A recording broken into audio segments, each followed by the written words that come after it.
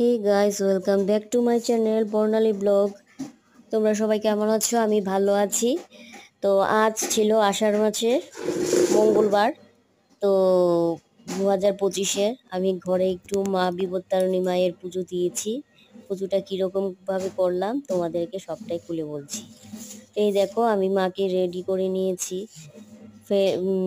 Bell পাতা, দুব্বা, ফুল টুল, মালা টালা দিয়ে খুব সুন্দরভাবে মাকে আরতি করে পাঁচালি পরে পুজোটা দিয়ে নিলাম। সেটা আর দেখালাম না, পাঁচালি পড়াটা।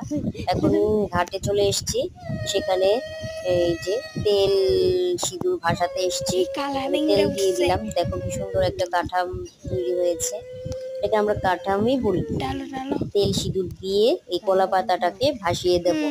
দেওয়ার পর ওইখান থেকে একটু জল আর তেল, তেল জল যেটাকে বলে, এটা নিয়ে সবার মাথায় দেব। আর সিঁদুরটা সব মহিলাদের দিয়ে দেব, আমিও দেব।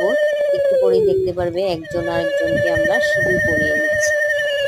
মনটা খুব ভালো লাগে এই দিনটা। একটা মার পুজো করে অনেকটা শান্তি পাওয়া যায়। তোমরা কি এইরকম পুজো করো? সেটা আমাকে কমেন্টে জানাবে। এই যে বলেছিলাম না, একজন আরেকজনকে তেল সিঁদুর পরিয়ে নিল। এটা একটা শিব ঠাকুরের আশ্রম। ওইখানে গরু, অনেকগুলো গরু আছে।